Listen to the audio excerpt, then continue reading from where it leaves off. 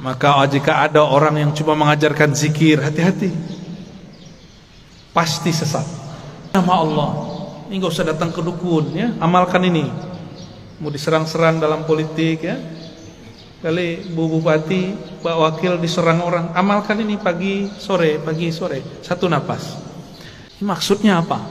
Gak ada yang ganggu, baik dari langit ataupun dari bumi.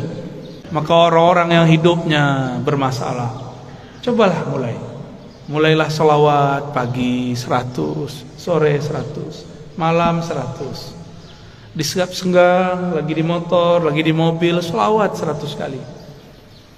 Jangan kurang salawat setiap hari daripada 500 kali lah. Alam ini dicipta karena Allah cinta kepada baginda Rasul sallallahu alaihi wasallam. Jika seseorang kenal Allah, kenal Rasulullah, maka dia masuk ke alam ini hormat kepadanya. Dia masuk ke alam barzakh, yang jaga alam barzakh pun respect kepadanya.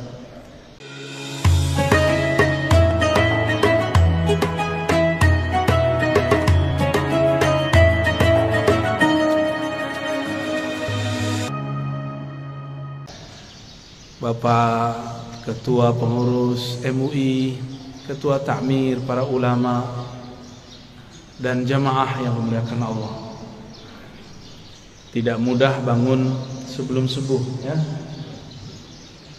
Karena tidak mudah jika dipikirkan pakai akal. Karena bangun waktu subuh, sebelum subuh itu bukan urusan kita, itu urusan Allah.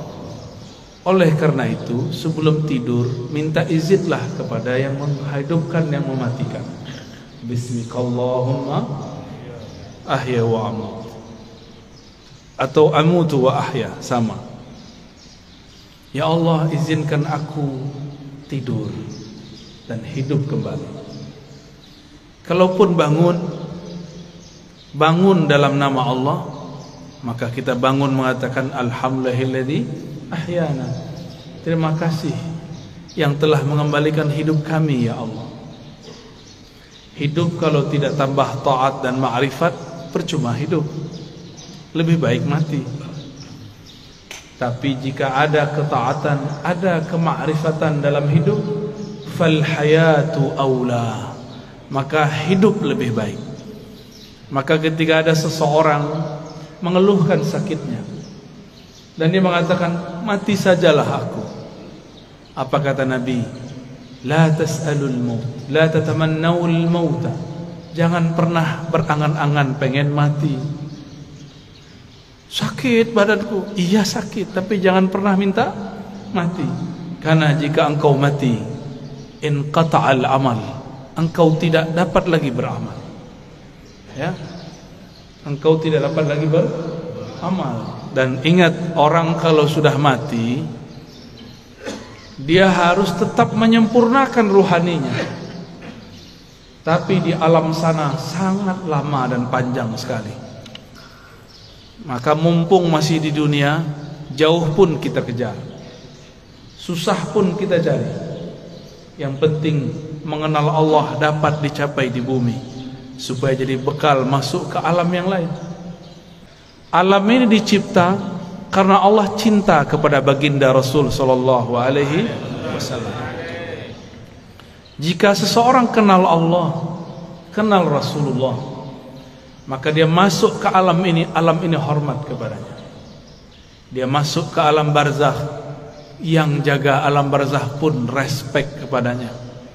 Jika dia masuk padang mahsyar, maka yang di padang mahsyar pun melindunginya. Kita mau datang ke satu tempat, kenal penguasanya, dijaga tidak? Dijaga.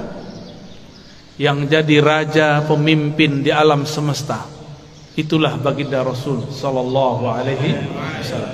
Beliau bergelar Sayyidul Alamin, penghulu alam semesta.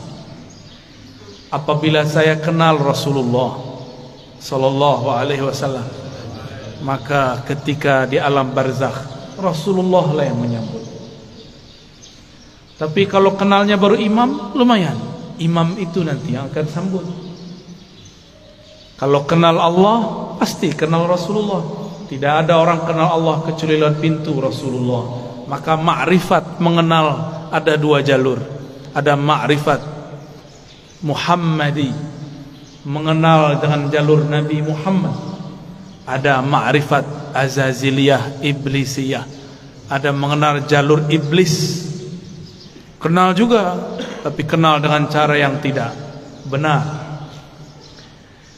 Allah Subhanahu wa taala mengatakan, "Qul in kuntum tuhibbunallah fattabi'uni." Katakanlah jika engkau betul cinta kepada Allah, maka ikutilah jalanku. Ikutilah aku. Ikuti Rasulullah sallallahu alaihi wasallam. Maka banyaklah kelompok yang mengaku dialah yang paling ikut Rasulullah sallallahu alaihi wasallam. Yang diikut bukan model baju. Yang diikut akhlak yang punya baju. Kalau model baju berubah-ubah per zaman. Ini bajunya kurang sunnah nih sebagiannya. Rasulullah itu suka pakai baju impor. Percaya tak? Baca Sahih Bukhari. Rasulullah selalu pakai baju dari luar negeri. Dari Bahrain. Beliau tinggal di Madinah. Dari Persia, dari Romawi, dari Yaman, dari Mesir, dari Syam. Selalu memakai pakaian dari luar. Ada yang beliau beli, ada yang dibelikan. Tapi lebih banyak dibelikan orang, ya. Karena setiap kali ada orang datang, kasih beliau sallallahu alaihi wasallam hadiah. Bahkan dalam hadis yang sangat masyhur, ada seseorang memberi hadiah kepada Nabi sallallahu alaihi wasallam. Baru saja dipakai, tiba-tiba ada yang angkat tangan, "Wahai Rasulullah, demi Allah, berilah aku jubah yang engkau pakai." Hadis riwayat Imam Muslim. Rasulullah tolak. Rasulullah itu Abul Arwah, Abul Alamin, bapaknya alam semesta. Karena beliaulah alam ini Allah cipta. Maka jika ada anak-anaknya minta, tidak mungkin beliau tolak.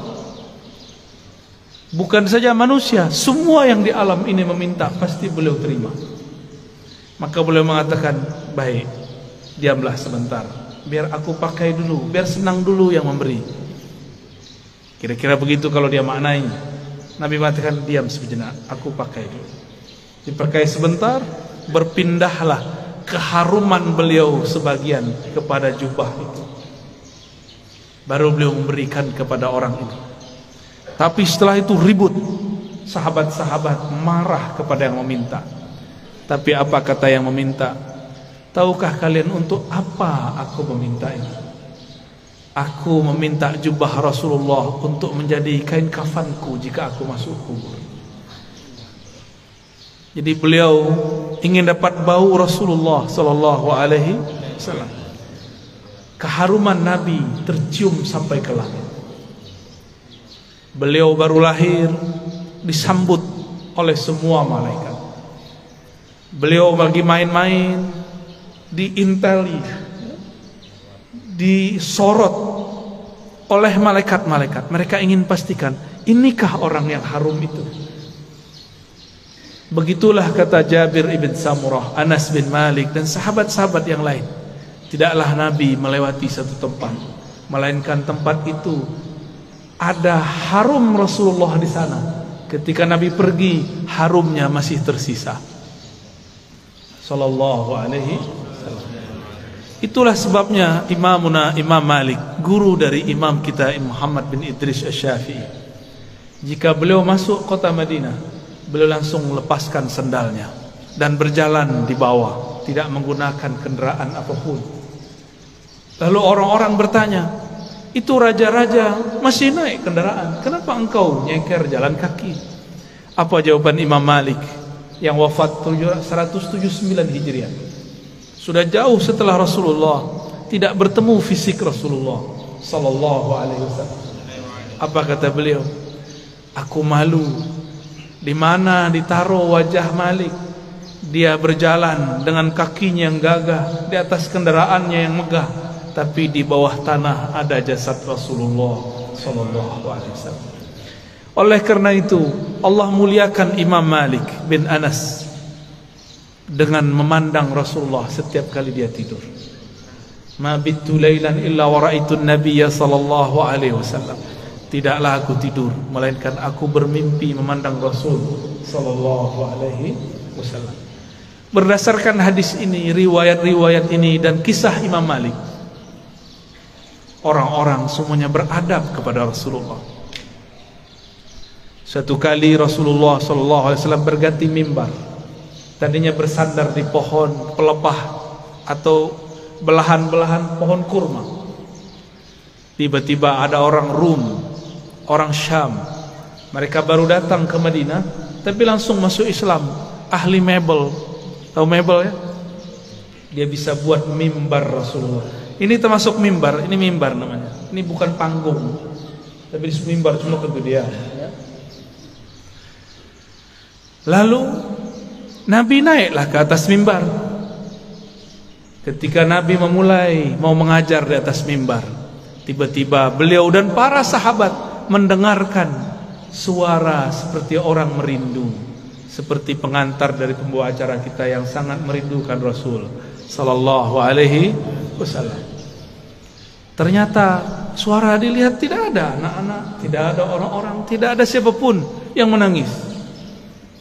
Rasulullah mengerti, maka beliau mengatakan, yang menangis itu pohon kayu yang aku jadikan sandaran. Sekarang aku tinggal karena ada mimbar yang baru. Maka beliau turun sejenak. Itu tiang pohon dielus-elus, hanna hanina. Dia sedang merindu kepada Rasulullah, ditinggal oleh Rasulullah. Maka Nabi ajak dia ngobrol. Kamu pilih bersamaku atau masuk surga? Kalau kita ditanya begitu maunya apa? Masuk surga. Samalah dengan kayu. Kata si kayu, masuk surga wahai Rasulullah. Ya, tinggian dikit daripada onta ya. Kalau onta datang kepada Rasulullah ngaku masalah perut, punggungnya sakit, ngadu kepada Rasul, mengadukan perasaan perut dan punggung yang berat. Lain dengan si pohon, dia mengadukan masalah, ingin selalu jadi sandaran Rasul. Nabi kasih kesempatan, bersamaku atau surga? Jawabannya apa? Ya, kalau si pohon jawabnya apa? Kayu bilangnya apa? Surga, karena kayu tidak punya akal. Kalau kayu punya akal, dia akan jawab, bersama engkau wahai Rasulullah. Ya, jadi yang berhati kayu minta surga dia. Ya. Berarti di dalam kayu ada ruh yang merindu. Tidak mungkin kayu bisa nangis jika tidak ada ruh di dalamnya. Maka di sini ada ruh. Ada ruh. Di alam semesta ada ruh. Kalau bahasa kawan-kawan ilmu pengetahuan, ada energi. Di alam semesta ini bertebaran energi-energi yang aktif, elektromagnetik kata orang, dan itu tarik menarik. Apa yang membuat dia paling tertarik? Yaitu sosok baginda Rasul sallallahu alaihi wasallam, atau siapapun yang terhubung kepada Rasulullah sallallahu alaihi wasallam. Maka datanglah seseorang kepada baginda Rasul sallallahu alaihi wasallam,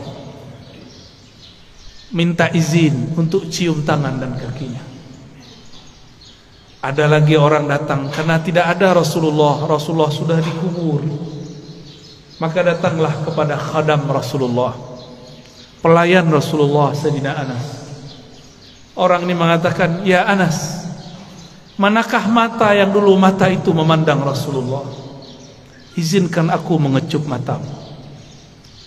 Ada lagi yang datang kepada Jabir, datang kepada sahabat-sahabat lain, mengatakan, manakah tangan yang dulu tangan engkau pernah bersentuhan dengan tangan Rasulullah sallallahu alaihi wasallam? Izinkan aku mengecupnya, memegangnya. Begitu dulu mereka merindukan Rasulullah sallallahu alaihi wasallam. Yang tidak dapat memandang, memegangnya, maka pandanglah siapa yang pernah memandangnya sallallahu alaihi wasallam. Tiadalah mukmin memandang Rasul sallallahu alaihi wasallam kecuali bertambah cintanya. Tiadalah kafir memandang Nabi kecuali bertambah kufurnya. Tiadalah munafik memandang Nabi SAW kecuali bertambah kemunafikannya.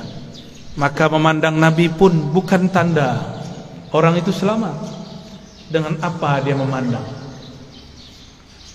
Abu Jahal pandang Muhammad bin Abdullah atau Muhammad Rasulullah. Siapa yang dipandang oleh Abu Jahal, Abu Lahab? Muhammad bin Muhammad, anak saudaraku. Dia tidak pandang Muhammad Rasulullah sallallahu alaihi wasallam. Satu kali Jabir ibn Samurah diajak jalan-jalan oleh Rasulullah sallallahu alaihi wasallam. Sampailah di satu tempat. Tiba-tiba ada seorang ibu-ibu membawakan anak kecil, mengatakan, "Wahai Rasulullah, anakku diganggu jin setiap hari." Lalu Nabi cukup pegang dada itu si anak, ditepuk-tepuk. "Wahai musuh Allah, keluarlah. Ya aduwallah, ukhruj." Cuma begitu beliau meruqyah, keluar itu setan. Kalau kita sudah baca Al-Baqarah, sudah khatam, enggak keluar-keluar jinnya. Ya, sahih. Belum baca ayat kursi. Apa yang salah? Bukan ayat kursinya kurang sakti, kau kurang yakin. Ya. Itu masalahnya. Rasulullah SAW sumber keyakinan, maka tidak perlu baca-baca. Beliaulah Al-Quran yang berjalan. Ketika Sayyidah Aisyah mengatakan akhlaknya Rasulullah adalah Quran, berarti Rasulullahnya apa? Jika akhlaknya Quran, sifatnya apa? Jika akhlaknya Quran, namanya apa? Jika akhlaknya Quran, zatnya apa? Yang punya akhlak itu dirinya siapa? Tentulah ia hakikat dari Al-Quran itu sendiri.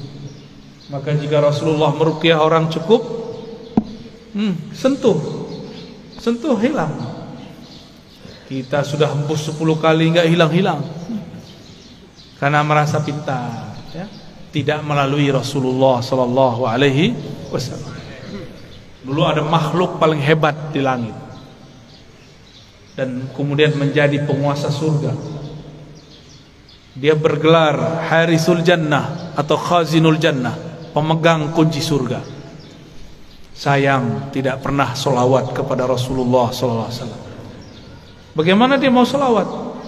Ternyata kadang-kadang orang itu diuji dengan orang yang paling dia benci. Iblis diuji untuk solawat kepada makhluk keturunan dari orang yang dia paling benci. Siapa yang paling dia benci? Nabi Adam. Nabi Adam punya keturunan namanya Muhammad bin Adam. Masih ingat kisah Nabi Musa didatangin iblis? Ya. Apa kata si iblis? Musa, aku mau tobat nih. Jadi iblis pernah sadar sebentar, ya. Itu sadarnya iblis pertama kali. Mus,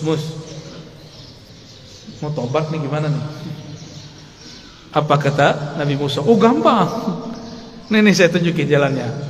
Dulu perintah yang disuruh kepada engkau masih berlaku. Apa itu?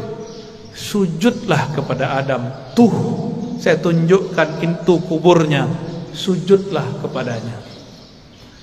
Iblis matanya langsung nyala. Dia bentak Nabi Musa. Musa, engkau main-main. Dia hidup pun aku tidak sujud, apalagi sudah bau tanah. Tambah sombongnya.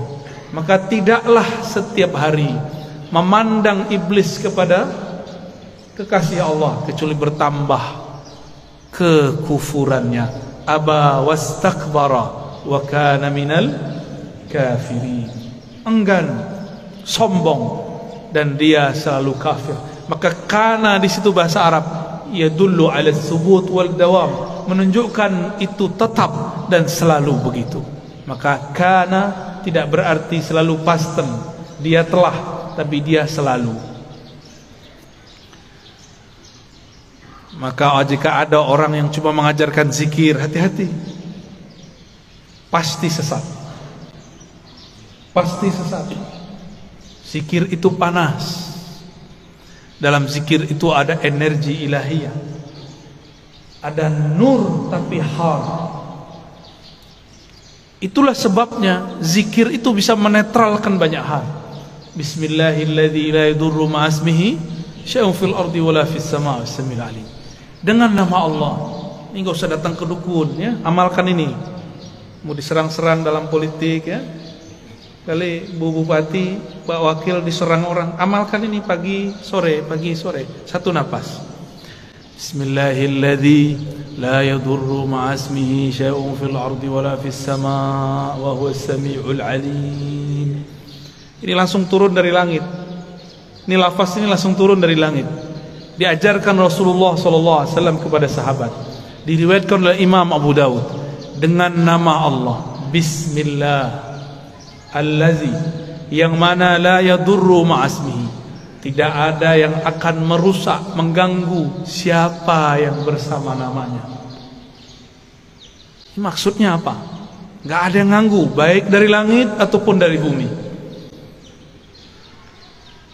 Namanya Allah, Allah titipkan semuanya ke dalam qalbu Rasulullah sallallahu alaihi wasallam. Maka orang yang datang kepada Allah lewat pancaran qalbu Rasulullah, dia langsung diterima.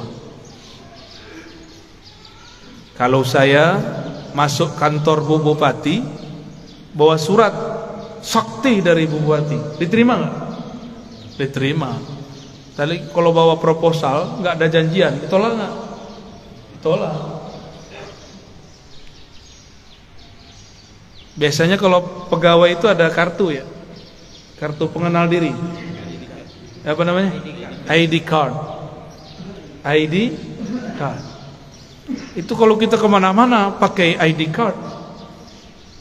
Tertulis di situ statusnya apa. Pasti tempat itu menghormati kita. Yang dipandang bukan kita, ID cardnya. Ya.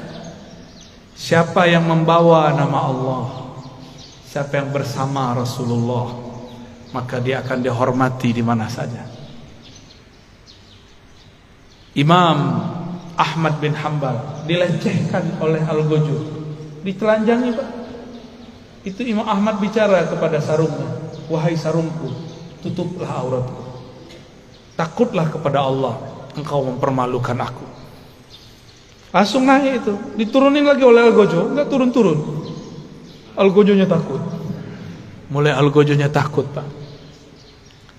Ayah Buya Hamka mau dirampok oleh penyamun dulu di tengah jalan. Dulu kan belum ada PJR ya, belum ada polisi ngawal kalau Ustadz jalan ya. Dulu ayah dari Buya Hamka namanya Syekh Abdul Karim Amrullah mau dirampok, mau dibunuh oleh penyamun. Terus beliau bilang, tunggu sebentar, saya baca surat Yasin dulu. Yasin. Yasin itu nama siapa? Nama Rasulullah SAW. Terus ada teknik membacanya. Selesai baca Yasin, itu orang sudah sujud-sujud. Maafkan saya lah, bingung beliau.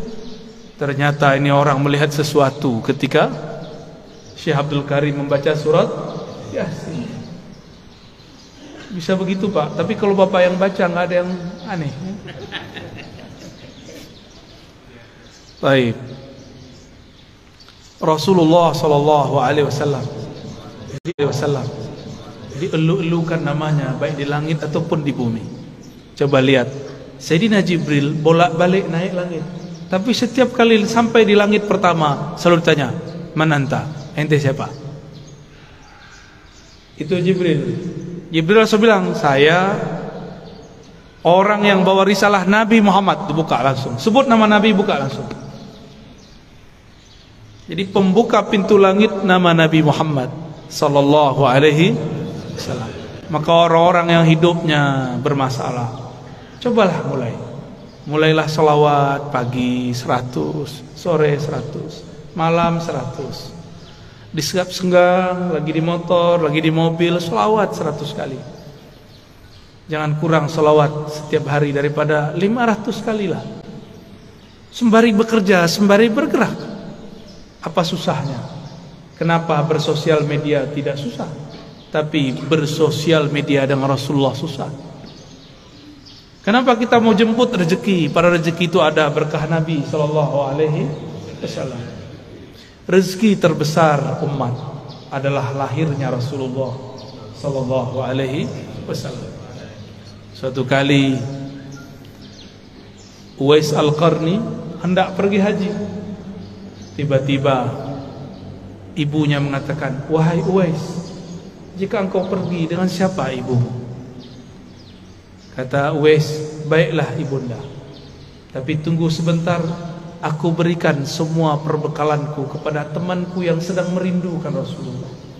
Tapi dia tidak punya bekal, orang tuanya sudah tidak ada." Dihantarkanlah kepada orang itu. Entah dapat apa rasanya. Orang-orang berangkat, dia tidak bisa berangkat. Teman-temannya Uwais dan teman-temannya semua berangkat, orang ini nggak berangkat. Tiba-tiba Uwais ketuk pintu mengatakan, "Wahai tuan, wahai sahabatku, ini semua bekalku, aku berikan kepada engkau." Orang ini lagi sujud, ingin berangkat tapi tidak punya uang, ingin berangkat tidak punya kendaraan. Apa yang dia rasakan? Lalu dia bertanya, "Lalu engkau bagaimana wahai Uwais?" "Aku masih punya ibu. Jika rindu Rasul Sallallahu Alaihi Wasallam harus merawat ibu. Orang yang rindu Rasulullah tidak hormat kepada ayah ibunya, batal cintanya. Orang cium tangan guru tapi tidak cium tangan ayah ibunya, batal cium tangannya. Orang yang ziarah ke ulama tapi tidak ziarah ke ayah ibunya, batal cintanya kepada ulama."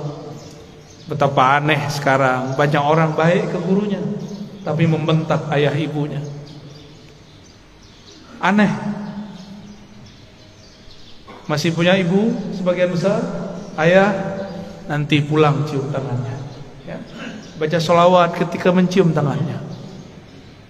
Semoga Allah ridha melalui ibu kita. Dan pasti ridha. Ridha Allah itulah kunci dalam tangan ibu.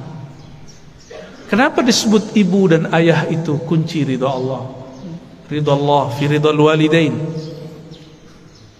Karena merekalah kita ada secara fisik, secara ruhani kita ada karena ruhaniah Rasulullah. Maka Rasulullah, Nur Muhammad, ruhnya disebut Ahmad, disebut Ummul Arwah, induknya semua ruh. Muhammad, nurnya disebut Abul Arwah, bapaknya semua ruh. Ini cuma istilah bahwa segala satu bersumber darinya. Inilah yang sering kita katakan ketika Allah menciptakan alam semesta. Apa yang Allah lakukan pada alam? Allah menciptakan alam ini supaya alam ini sempurna dengan menyembahnya. Allah tetap sempurna tanpa disembah alam. Allah ciptakan alam supaya alam itu sempurna dengan menyembahnya. Disebut dalam Quran liya'budun, untuk menyembahku. Siapakah yang paling sempurna menyembah Allah? Rasulullah SAW. Siapakah yang paling kenal Allah? Rasulullah SAW. Maka yang dimaksud dalam ayat ini, tidaklah aku ciptakan jin dan manusia illa liya'budun, kecuali untuk menyembahku sebenar-benar menyembah, mengenalku benar-benar mengenal. Itulah sosok Rasulullah Sallallahu Alaihi Wasallam. Jadi ayat ini berbicara tentang Rasulullah Sallallahu Alaihi Wasallam. Jadi jika ada orang mengatakan tidak usah buat maulid, tidak usah buat zikir-zikir, gak usah buat zikir jamaah, gak usah buat manaqib, tugas kita ibadah, ya itu ibadah. Dan ibadah yang paling tinggi adalah as-salawat ala nabi sallallahu alaihi wasallam. Ini saya ulang-ulang ya, supaya masuk ke alam sadar kita dan alam bawah sadar kita. Allah sholat nggak? Allah sholat nggak? Allah tadi sholat subuh nggak? Enggak. Saya ulangi yang kenceng dong. Allah sholat nggak? Allah haji nggak? Allah puasa nggak? Allah sedekah nggak? Tapi Allah bersalat. Innallaha malaikatahu shalluna 'alan nabi. Jadi sebelum ada salatnya kita, Allah sudah salawat kepada Nabi. Sebelum ada zikir, baca Quran, ngaji kita, belum ada thariqat kita, belum ada mazhab kita, belum ada manhaj kita, belum ada. Allah sudah bersalawat. Maka ciri-ciri musuh Allah, dia benci orang salawat. Meskipun sorbannya 7 kali lilit, meskipun jenggotnya sepanjang tali apa? Tali rapia. Bapak kayaknya kesal banget orang itu ya. Korban sepertinya ini ya. Nggak ngaruh ya. Tidak ngaruh, tidak berpengaruh. Bapak Ibu yang melakukan Allah, karena salawat itu adalah fiilnya Allah. Salawat itu apa? Apa arti fiil? Kerjanya Allah. Dengan salawat itulah Allah menciptakan alam. Salawat itu artinya cinta dan kasih sayang. Maka kalau kita salawat, Allahumma salli ala sayyidina Muhammad, apa artinya? Ya Allah, sampaikan cinta, salam, kasih sayang kepada baginda Nabi Muhammad. Jadi salawat itu jangan pakai terjemahan biasa. Ya Allah beri salawat ke Nabi Muhammad. Itu bukan memaknai, itu namanya translate, menterjemah. Berselawatlah dengan rasa. Berselawat dengan rasa. Kita mengatakan, Ya Allah, baligh salami wa salati ala sayyidina Rasulillah. Sampaikan salamku, rinduku, cintaku kepada Rasulullah sallallahu alaihi wasallam. Kalau sudah cinta, apapun yang disuruh, yang dimintanya, mau nggak? Dulu kita belum kenal orang, ngasih 500 aja susah. Sekarang sudah jadi pasangan, mau dia minta 5M, kalau ada kita kasih, kalau nggak ada salawat.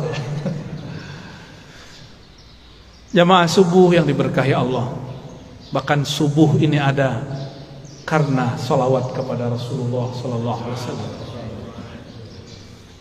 Was-subhi idza tanaffas, begitu ayatnya.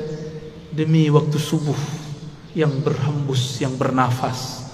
Jika Allah tidak bernafas dengan salawatnya, maka bunyi nafasnya Allah salawat kepada Rasulullah sallallahu alaihi wasallam. Maka niatkan hidup ini untuk bersalawat kepada Rasulullah. Inilah yang disebut takhallaqu bi akhlaqillah. Tirulah fiil-fiilnya Allah. Tirulah akhlaknya Allah. Allah itu mencipta alam dalam salawatnya karena cinta kepada Rasulnya. Maka beramallah karena cinta, bukan lagi buat maulid, buat manakib karena ada hajat. Pak Kiai, Pak Ustadz, doakan saya bisa beli apa? Beli rumah. Pak Kiai, doakan saya beli mobil. Pak Kiai, samalah kau dengan onta itu ya. Onta datang ke Nabi, ya Rasulullah, perutku lapar, tugasku banyak, tuanku nggak tahu diri. Onta datang nangis, yang dikadukannya bukan ya Allah Rasulullah, izinkan aku bersamamu, nggak ada dia ngomong begitu. Onta, paham onta? Si kayu ngomong, aku ingin di surga aja. Tapi beda dengan Abu Bakar, beda dengan Umar, beda dengan Utsman, beda dengan Ali. Mereka ingin jadi pintu-pintunya Rasul. Maka ujung dari pintunya Rasulullah, pintu terdekat Sayyidina Ali. Apa kata beliau? Aku kota ilmu, Ali lah pintunya. Maka tiada satu mazhab, satu manhaj, satu aliran, satu pemikiran yang sahih kecuali sanadnya bersambung kepada Sayyidina Ali. Tapi syaitan tidak tinggal diam. Dia buatlah, dia campur adukkanlah cinta kepada Ali dengan benci kepada sahabat. Namanya kelompok Rafidah, kelompok yang membenci sahabat Rasul sallallahu alaihi wasallam. Ya, kita cinta Sayyidina Ali, cinta juga sahabat Rasul. Ini perbedaan kita dengan Syiah Rafidah. Mari berguru kepada orang bersanad, nanti bersambung kepada Sayyidina Ali. Lebih kurang itu pengantar rindu yang dapat saya sampaikan. Ya, di sela-sela rihlah. Rihlah artinya perjalanan. Dulu Rasulullah buat rihlah. Insyaallah kalau lain kesempatan kita teruskan. Ada tanya jawab? Baik, tafadhol. Insyaallah. Mungkin kita batasi untuk subuh ini 3 orang penanya saja. Pertama Abu Aisyah. Sedang sama.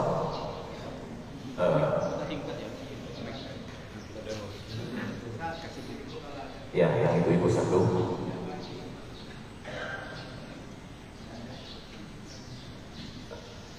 Baik.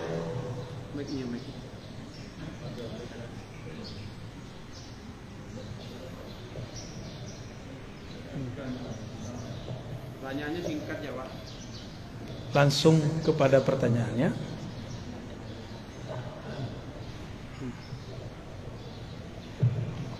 Assalamualaikum warahmatullahi wabarakatuh. Assalamualaikum. Sebelumnya mengucapkan marhaban idul ya. Marhaban bikum. Kota Kelahiran. Semoga Buya selalu dari Allah Subhanahu wa taala. Amin ya rabbal. Pertanyaannya terkait dengan penciptaan Allah, apanya Allah. Saya pernah mendengar bahwa Allah mencipta itu menggunakan afal kun untuk makhluk. Tetapi ketika di bagian Nabi tidak menggunakan kata kun, tapi menggunakan usaha nafas. Kemudian kun itu di situ ada kata k dan nun. Yang pertama adalah kamal nur dan kamal nur. Jadi relevansinya atau realnya yang kamal nur itu apa? Yang kamal nur apa? Yang pertama, satu lagi. Satu aja ya. Bagi-bagi Pak ya. Terima kasih. Ya. Rasulullah sallallahu alaihi wasallam tidak dicipta dengan kun. Rasulullah itu dihembuskan dengan rahmahnya. Tapi tetap saja hukum jasadiahnya. Karena keturunan Bani Adam pasti ada kun, tapi kunnya tunduk kepada rahmat Allah. Inna rahmati sabaqat ghadabi. Ya. Ukuran makhluk kalau diusir, dilempar pakai batu dan tai, itu melaknat orang yang lempar. Nih coba lihat, antum bener nggak berguru ke ulama wali Allah? Dikritik dikit marah, ya.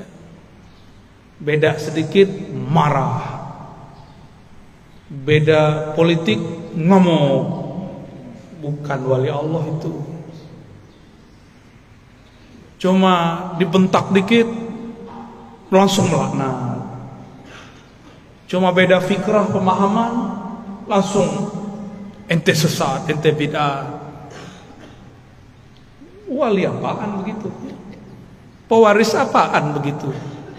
Pewaris Rasulullah, kalbunya mirip-mirip Rasulullah sallallahu alaihi wasallam. Walaupun tidak sama tapi mirip-mirip. Jika dicaci dia balas mendoakan kebaikan. Kalau kita dicaci maki orang gimana? Lanang Allah atas ente. Betul ya? Tapi kalau Rasulullah dicaci orang, apa kata beliau? Ya Allah, jadikan yang mencaciku ini keturunannya percaya kepada Engkau, beriman kepadaku. Beda dengan Nabi Nuh. Nabi Nuh udah capek dakwah 900 tahun. Antum baru ngomong 9 menit ke anak udah marah-marah ya. Nabi Nuh 900 tahun wajar. Tahun 950 tahun umurnya. Beliau sudah capek.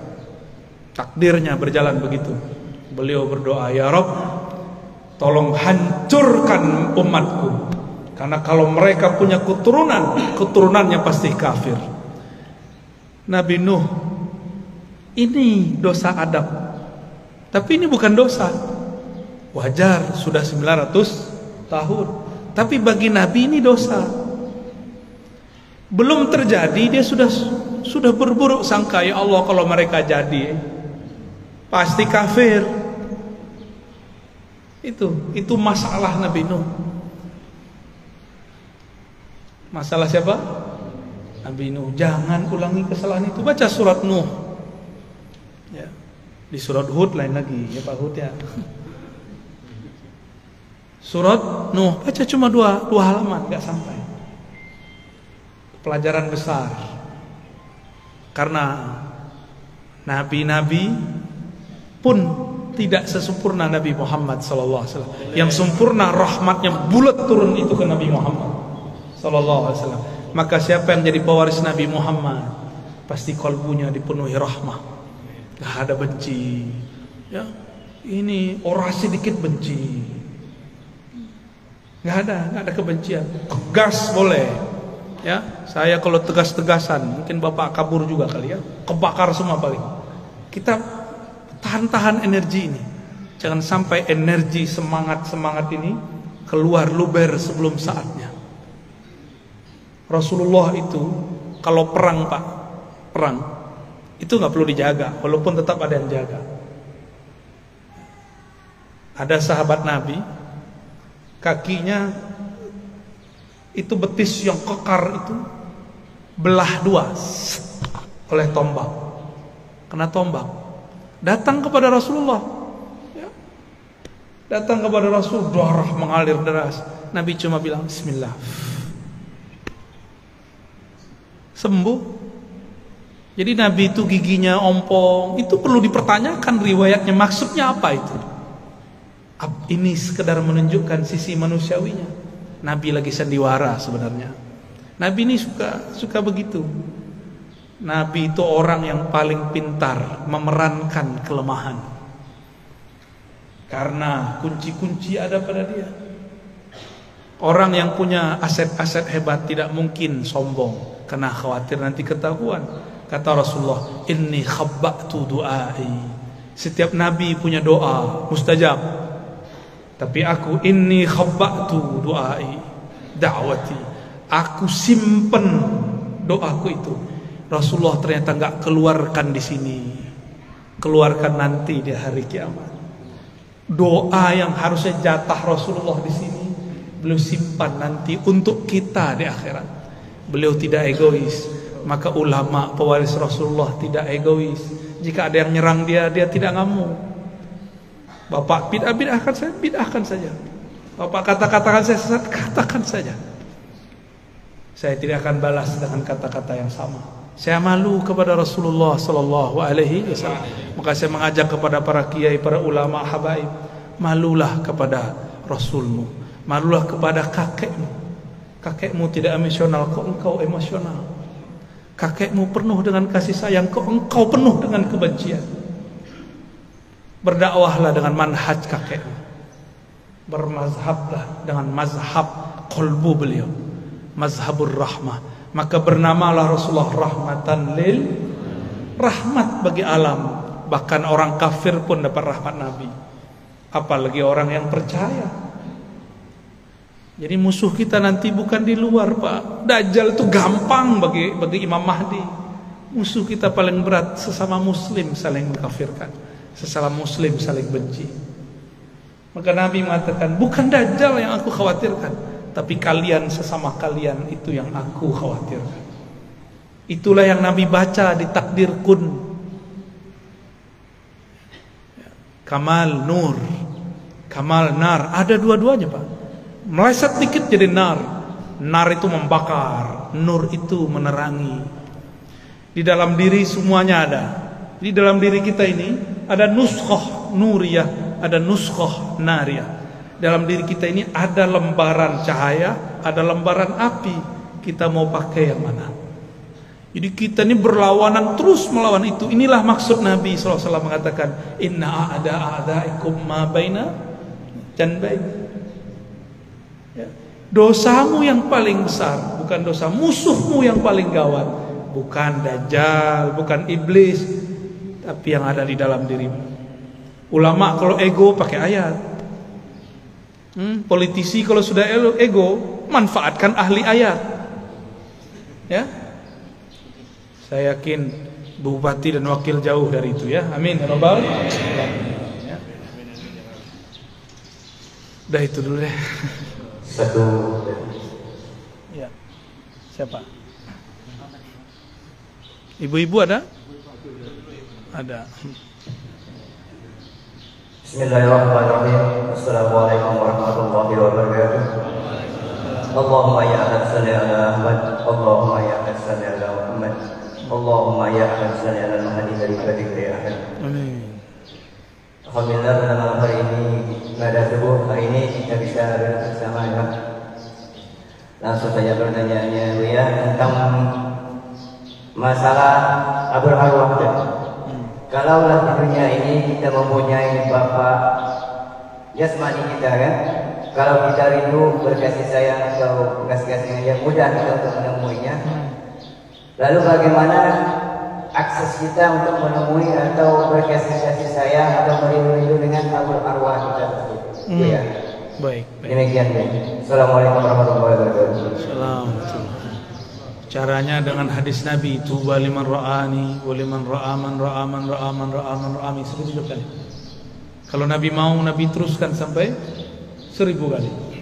Beruntung yang memandangku, beriman kepadaku, atau yang memandang orang memandangku, atau yang memandang dia, yang memandang dia, yang memandang dia, yang memandang dia. Yang enggak bertemu sahabat Nabi, bertemu murid Nabi. Yang enggak bertemu muridnya sahabat Nabi, bertemu muridnya lagi, begitulah. Jadi cara paling mudah, jangan jauh-jauh dari orang bersanad. Jangan hanya bernasab. Nabi Nuh pun punya anak yang durhaka kepada beliau. Kalau cuma nasab gak cukup, harus nasaban wasanadan. Nasabnya nyambung, oke. Yang paling penting lebih sambung adalah sanad ilmunya kepada Rasulullah SAW. Maka ada namanya Abul Ulum, bapak pengetahuan. Itu Sayyidina Ali. Carilah orang-orang yang terhubung ilmunya kepada imam-imam mazhab, karena semua imam mazhab terhubung kepada Sayyidina Ali. Jika ada mazhab tidak terhubung kepada Sayyidina Ali, hilang. Coba lihat, ada mazhab Zahiri. Imam Daud Az-Zahiri, dia dulu mazhab Syafi'i, lalu kemudian mengkritisi mazhab Syafi'i, lalu dia buat mazhab sendiri, tidak terhubung kepada sanad Imam Syafi'i.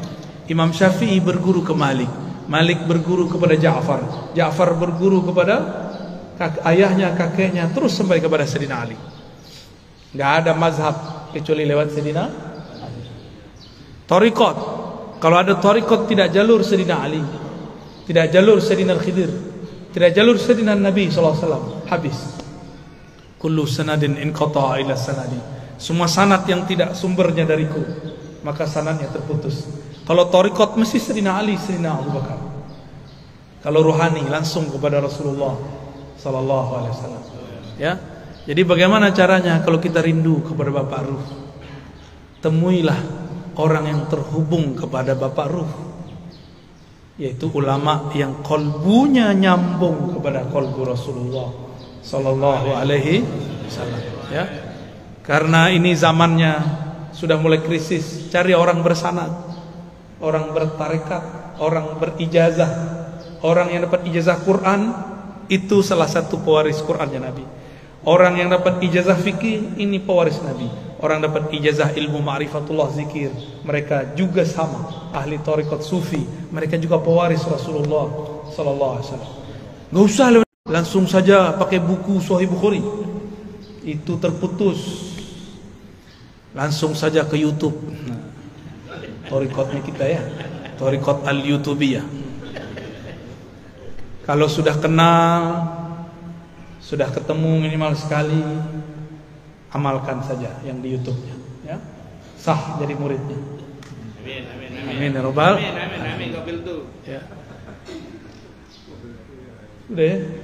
Terjawab. Silakan.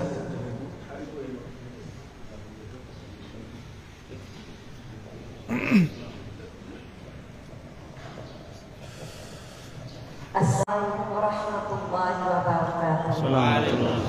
Buya yang kami hormati dan kami muliakan nama Allah. Saya seorang ibu sebagai kedai perempuan ingin bertanya, seorang kaum wanita ini nafsunya lebih banyak daripada kaum pria.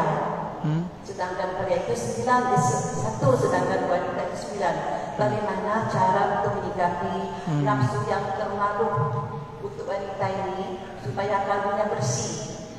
Itu jaga dan terima kasih. Jangan salah paham.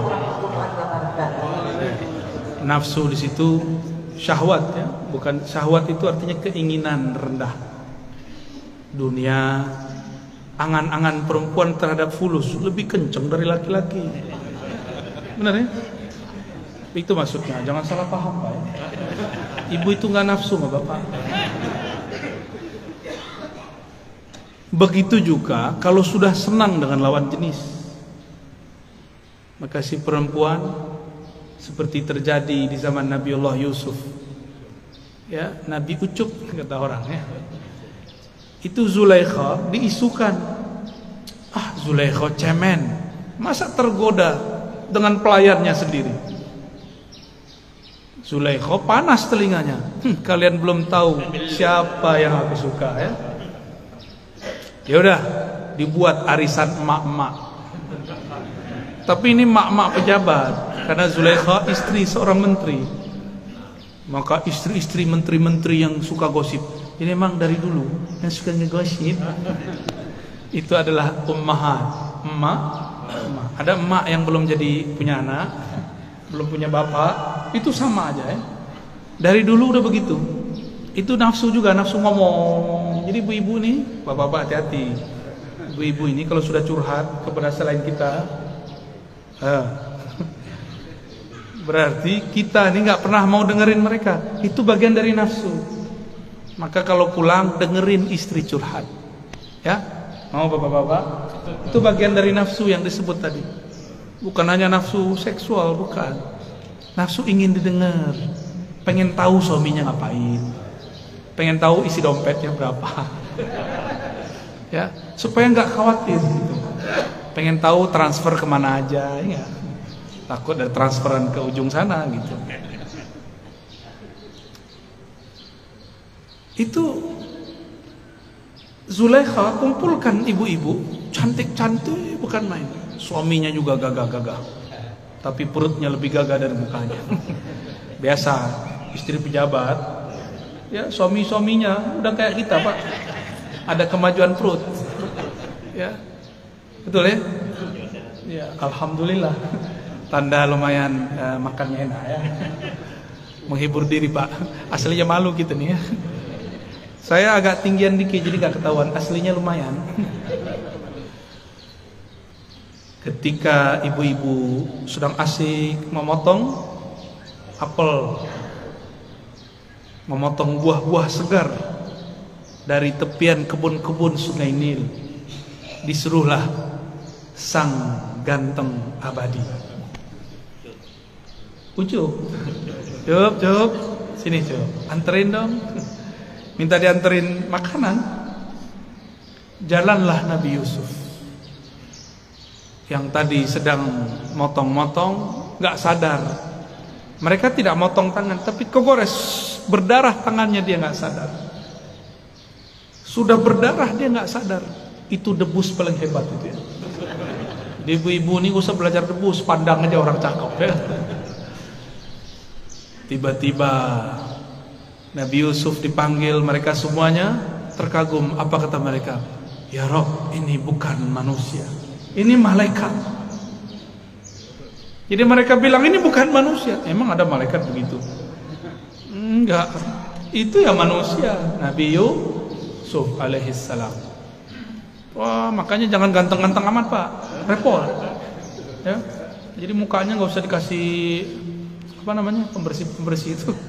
Udah lo begitu aja lah, laku. Ibu-ibu tuh baru perlu tuh ya pembersih, bedak, nggak apa-apa. Kalau kita nggak usah. Nabi Yusuf wajahnya lebih cantik daripada perempuan, lebih gagah dari panglima. Dilihat gagahnya gagah, dilihat halus lembutnya sangat lembut. Sampai satu ruas itu mereka, satu ruas di wajahnya mereka mengatakan. Tapi kata Rasulullah SAW, Jamalu Yusuf nisfu jamali. Makanya ada lagunya, ya Jamal, ya gimana lagunya? Ya Jamal, ya Jamal. Aduh susah ya. Jamal lo. Artinya apa? Gagahnya Nabi Yusuf baru separuh gagah. Tapi Nabi Muhammad sembunyikan gagahnya itu dalam tubuh Muhammad bin Abdullah. Karena kalau dibuka, Nabi Yusuf kalau berdiri ibu-ibu lupa diri. Nabi Daud jika bernyanyi, burung pun lupa nafas. Nabi Daud tuh kalau udah zikir 3 hari bisa nggak makan minum. Burung yang tadi mau berangkat, karena burung ini nggak punya tabungan, maka si burung dia lemas, dia tidak sadar dia sudah mati dalam mendengarkan kalam-kalam yang dibaca Sayyidina Daud. Begitu juga kalau Nabi Yusuf lama-lama berdiri di situ, bisa-bisa benar-benar putus tangan ibu-ibu itu. Yaqta'na aydiyahunna, hampir-hampir saja mereka memotong jari-jarinya. Untung Nabi Yusuf disuruh lewat lagi. Terus sup. Biar aku saja yang menikmati wajahmu, kata Zulaikha. Lalu Zulaikha mengatakan, lihat tangan kalian. Kagetlah mereka. Tangannya sudah berdarah-darah, tapi tidak terasa sakitnya. Begitulah kalau melihat sang kekasih yang hakiki. Sakit pun kita jalani. Benar gak? Itulah kata mak-mak dulu, yang penting sama kamu. Jual gorengan juga gak apa-apa, yang penting sama kamu walaupun hidup susah. Suaminya ngomong gitu. Siap hidup susah gak? Seharusnya ibu-ibu jangan begitu, ya. Bapak-bapak ini disuruh ngomong, siap hidup enak gak? Bisa gitu gak? Gak ada ngomong gitu Pak ya? Bilangnya selalu siap hidup. Seharusnya bukan begitu. Siap membersamaiku, susah senang. Itu baru suami keren Pak. Masa hidup ngajak susah? Ya, jadi kalau bapak-bapak ini mau menikah lagi,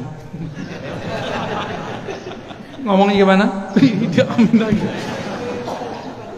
Gimana ngomongnya?